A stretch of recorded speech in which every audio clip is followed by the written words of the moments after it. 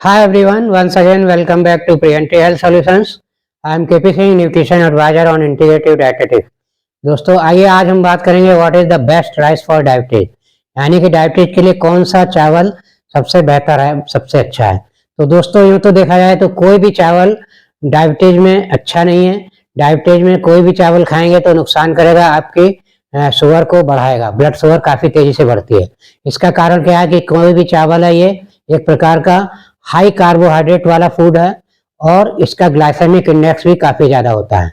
तो दोस्तों लेकिन किसी भी चावल को कैसे साइंटिफिक ढंग से यूज किया जाए कि ये डायबिटीज में खाया जा सके और किसी भी चावल को डायबिटीज में सेफ बनाया जा सकता है और खाया जा सकता है, तो इसी सिलसिले में आज हम बात करेंगे। तो दोस्तों यूं तो देखा जाए तो ग्लाइसेमिक इंडेक्स के आधार पर हम चावल कंपेयर करते हैं अगर, तो ब्राउन राइस को लोग थोड़ा बेहतर मानते हैं, लेकिन मेरे पॉइंट ऑफ व्यू से देखें तो ब्राउन राइस हो या व्हाइट राइस हो दोनों ही डायबिटीज में सेफ नहीं है। तो इसके लिए थोड़ा सा हमें जानकारी लेनी होगी कि ग्लाइसेमिक इंडेक्स क्या होता है। तो दोस्तों ग्लाइसेमिक इंडेक्स एक नंबर होता है, किसी भी फूड को दिया जाता है, जो ये इंडिकेट करता है, यह प्रदर्शित करता है कि जितना ज्यादा नंबर होगा उतना ही वो फूड डायबिटीज में सेफ नहीं है और उतनी ही तेजी से हमारी ब्लड शुगर को बढ़ाता है। तो अगर यहाँ पे सेफ्टी की बात करें, सेफ रेंजेज की बात करें, तो किसी भी फूड का ग्लाइसेमिक इंडेक्स अगर 70 से ज़्यादा है तो वो बिल्कुल सेफ रेंज में नहीं है डायबिटीज में, और वो खतरनाक रेंज में आता है और बहुत तेजी से हमारी शुगर को बढ़ाता है। अगर ग्लाइसेमिक इंडेक्स 70 से कम है और 55 के बीच में है, मतलब 55 और 70 के बीच में है, तो वो मीडियम रेंज में माना जाता है। और अगर किसी फूड प्रोडक्ट का ग्लाइसेमिक इंडेक्स 55 से कम है तो वो सेफ रेंज में माना जाता है, यानी कि हमारी ब्लड शुगर को बहुत तेजी से नहीं बढ़ाता है, धीरे धीरे बढ़ाता है, तो इसे सेफ मानते हैं। तो अगर हम यहाँ राइस को लें तो व्हाइट राइस का ग्लाइसेमिक इंडेक्स 70 से ऊपर होता है, 72 या 73 से के आसपास होता है, और ब्राउन राइस का ग्लाइसेमिक इंडेक्स देखें तो ये 68 या 70 के बीच में होता है। तो इस तरह देखें इनके ग्लाइसेमिक इंडेक्स में बहुत ज़्यादा डिफरेंस नहीं है, इसीलिए मैंने कहा कि कोई भी इनमें से राइस खाएं तो ये डायबिटीज में सेफ नहीं है। हाँ, एक और राइस तीसरी तरह का डेवलप किया गया है साइंटिफिकली, जिसे लो जीआई राइस कहते हैं। तो इसको क्या है, इसका ग्लाइसेमिक इंडेक्स 55 से कम होता है और 55 से कम होने के कारण ये सेफ है और इसे डायबिटीज में आप सेफली खा सकते हैं। और देखा जाए तो 55 और 70 में बहुत ज़्यादा डिफरेंस है, तो इसलिए इस राइस को मैं रिकमेंड कर सकता हूं कि आप डायबिटीज में यूज कर सकते हैं। लेकिन दोस्तों सिर्फ ग्लाइसेमिक इंडेक्स पर ही डिपेंड नहीं करता कि हमारा राइस सेफ है कि नहीं, इस बात पर भी डिपेंड करता है कि उस राइस से हम कितना कार्बोहाइड्रेट एक बार के खाने में ले रहे हैं, एक बार की सर्विंग में हम कितना कार्बोहाइड्रेट ले रहे हैं, तो वो हमारा डिसाइड करता है हम कितना ग्लाइसेमिक लोड क्रिएट कर रहे हैं अपनी ब्लड स्ट्रीम में एक बार के खाने से। तो यहाँ पर एक ग्लाइसेमिक लोड भी हमें कंसिडर करना पड़ता है, क्योंकि भले ही ग्लाइसेमिक इंडेक्स कम हो, लेकिन अगर हम बहुत ज़्यादा कार्बोहाइड्रेट ले रहे हैं, बहुत ज़्यादा मात्रा में खा रहे हैं चावल, तो वो हमें नुकसान कर सकता है। तो ग्लाइसेमिक लोड का भी कंसीडर करना होता है, और ग्लाइसेमिक लोड काउंट करने के लिए, कैलकुलेट करने के लिए एक फार्मूला है कि किसी भी फूड का उसमें जितनी मात्रा में कार्बोहाइड्रेट है उसको ग्राम में लीजिए और उसको मल्टीप्लाई करिए ग्लाइसेमिक इंडेक्स से, उस फूड के ग्लाइसेमिक इंडेक्स से, और उसे फिर 100 से डिवाइड करें, तो जो संख्या आएगी वो ग्लाइसेमिक लोड कहलाएगी। और ग्लाइसेमिक लोड में सेफ्टी की अगर बात करें तो 10 ग्लाइसेमिक लोड या ग्लाइसेमिक लोड का नंबर अगर 10 आता है या इससे कम है तो ये डायबिटीज में बिल्कुल सेफ है, आप खा सकते हैं, इतनी मात्रा में आप कार्बोहाइड्रेट ले सकते हैं या उस फूड को ले सकते हैं।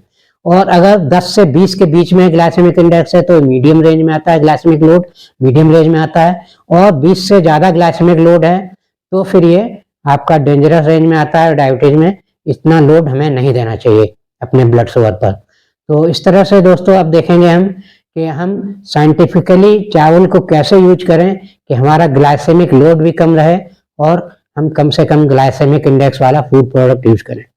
तो दोस्तों सबसे पहले हम देखिए यहाँ पे कैलकुलेट करेंगे व्हाइट राइस या ब्राउन राइस को, तो हम कॉमन मान लेते हैं। इनका ग्लाइसेमिक इंडेक्स अगर हम लें तो एवरेज ग्लाइसेमिक इंडेक्स हम 70 लेते हैं। तो अगर यहाँ ग्लाइसेमिक इंडेक्स नॉर्मल राइस का 70 लिया जाए, और अगर देखें तो किसी भी राइस में जो है, चाहे वो लो ग्लाइसेमिक इंडेक्स वाला राइस हो, व्हाइट राइस हो या ब्राउन राइस हो, सभी में 80% कार्बोहाइड्रेट होता है रॉ राइस में, मतलब कच्चे राइस में। लेकिन यहाँ परेशान होने की जरूरत नहीं है, लेकिन जब राइस कुक कर दिया जाता है, पका दिया जाता है। तो कुक्ड राइस में अगर देखें तो कुक्ड राइस अगर हम 100 ग्राम लेंगे पका हुआ राइस, तो उसमें 26 से 28 ग्राम ही कार्बोहाइड्रेट होगा। तो यहाँ पर अगर देखा जाए तो एक बार में हमें लगभग कितना, सामान्य तौर पर देखें तो हमें करीब 150 ग्राम चावल खाते होंगे। मतलब एक नॉर्मल बाउल अगर खा रहे हैं चावल की आप कुक्ड राइस की, तो करीब 150 ग्राम कुक्ड राइस एक बार में हमें खाना चाहिए। तो एक बार में अगर हम 150 ग्राम कुक्ड राइस खा रहे हैं तो उसमें हम रफली कह सकते हैं राउंड मतलब राउंड फिगर में लें तो लगभग 40 ग्राम कार्बोहाइड्रेट एक बार की सर्विंग में लेते हैं। तो एक बार की सर्विंग में आपको 40 ग्राम अगर कार्बोहाइड्रेट मिल रहा है तो 40 को हम नॉर्मल व्हाइट या ब्राउन राइस के ग्लाइसेमिक इंडेक्स 70 से मल्टीप्लाई अगर करते हैं और इसे 100 से डिवाइड करेंगे तो 28 फिगर आएगी। तो ये 28 जो है ये हाई ग्लाइसेमिक लोड की कंडीशन दर्शाता है, क्योंकि 20 के ऊपर का जो भी नंबर है वो हाई ग्लाइसेमिक लोड माना जाता है, डायबिटीज में सेफ नहीं है। और इसी तरह दोस्तों अब लो जीआई राइस की बात करें तो यहाँ पर 40 इंटू 52 करेंगे, क्योंकि लो जीआई राइस का ग्लाइसेमिक इंडेक्स 52 है। इसको डिवाइड करेंगे 100 से तो आएगा 20.8। तो 20.8 देखा जाए तो ये हमारा ये it is very close to upper limit of medium range. तो जो मीडियम रेंज ग्लाइसेमिक लोड का माना जाता है उसमें ये लगभग उसके आसपास आता है, उसके अपर रेंज के आसपास। तो ये एक तरह से बेहतर ऑप्शन है लो जीआई राइस। लेकिन अब दोस्तों दोनों ही राइस में देख रहे हैं हम ग्लाइसेमिक लोड 20 से ज़्यादा ही है। तो इसे अगर हम 20 से कम करना चाहें या और इसे कम करना चाहें, सेफ रेंज में लाना चाहें, तो क्या करना होगा। जैसा कि हम जानते हैं हम चावल कोई सादा नहीं खाते हैं, इसके साथ कुछ ना कुछ मिक्स करते हैं, सब्जियां मिक्स करते हैं, दाल मिक्स करते हैं या कोई अन्य फूड प्रोडक्ट के साथ मिलाकर खाते हैं। तो यहाँ पर हमें क्या करना होगा, हमें हाई प्रोटीन और हाई फाइबर फूड प्रोडक्ट्स इसमें मिक्स करने होंगे और इसी के साथ हमें फैट भी इसके साथ यूज करना चाहिए। तो प्रोटीन, फैट और फाइबरस फूड मिलाने से इसका ग्लाइसेमिक इंडेक्स काफी लो हो सकता है। देखा गया है कि इसे 25 से 35% तक कम किया जा सकता है। तो इस तरह से दोस्तों इन चीजों को मिलाकर अगर हम खाएंगे तो इसे हम लगभग अगर मान लें 30% भी ग्लाइसेमिक इंडेक्स में कमी ला पा रहे हैं, तो अब देखते हैं हमें कितना ग्लाइसेमिक लोड मिलेगा। तो नॉर्मल राइस की बात करें, व्हाइट एंड ब्राउन राइस की, तो यहाँ पर अब हम देखेंगे तो फॉर्मूले में रखेंगे 40 कार्ब इंटू 46 ग्लाइसेमिक इंडेक्स, जो कि 70 से कम होकर 46 तक आ सकता है। तो इस तरह 40 इंटू 46 डिवाइडेड बाई 100 18.4 आता है। तो ये हमारा अपर मीडियम ग्लाइसेमिक लोड की रेंज में आ जाता है। और दोस्तों इसी तरह लो जीआई राइस की बात करें तो यहाँ पर जो ग्लाइसेमिक इंडेक्स है ये 52 से कम होकर 34 तक लगभग आ जाता है। और इस तरह 40 into 34 divided by 100 glycemic load मिलता है हमें 13.6, जो कि हमारा मीडियम ग्लाइसेमिक लोड की रेंज में लोअर रेंज की तरफ है। तो इस तरह ये अभी भी बेहतर ऑप्शन है नॉर्मल राइस की अपेक्षा, लो जीआई राइस।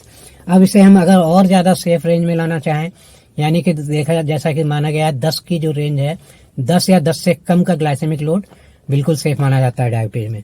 तो इसे अब अगर और हम कम करना चाहते हैं तो इसके साथ हमारे पास ऑप्शन है कि इसमें हम अब सर्विंग साइज को कम करें। जो 150 ग्राम हम कुक्ड राइस ले रहे थे, इसको अगर हम 100 ग्राम कुक्ड राइस खाएं, मतलब कार्बोहाइड्रेट को और कम कर दें, तो हमारा जो कार्बोहाइड्रेट 40 था उसकी जगह हम इसे 28 तक ला सकते हैं। मतलब 100 ग्राम कुक्ड राइस में लगभग 28 ग्राम कार्बोहाइड्रेट होता है। तो अब हम इस फॉर्मूले में ही वैल्यूज रखते हैं, तो 28 gram carb into 46 glycemic index divided by 100 आता है 12.8। तो ये 12.8 नॉर्मल व्हाइट या ब्राउन राइस के लिए आया है। तो ये क्या है, ये हमारी जो मतलब जो सेफ लिमिट है उसके काफी क्लोज है, उससे थोड़ा सा ही ज्यादा है। तो ये पहले से बेहतर पोजीशन हो गई। और लो जीआई राइस की बात करें तो यहाँ पर जो है 28 ग्राम अगर कार्ब लेंगे और इसको मल्टीप्लाई करेंगे 34 से ग्लाइसेमिक इंडेक्स से, तो और डिवाइड करेंगे 100 से, तो 9.5 आता है। तो 9.5 जो है बिल्कुल सेफ फिगर है, 10 से कम है। तो इस तरह से लो जीआई राइस में हमने बिल्कुल सेफ लिमिट अचीव कर ली है। 100 ग्राम अगर हम राइस यूज कर रहे हैं with protein, fat and fibrous vegetables.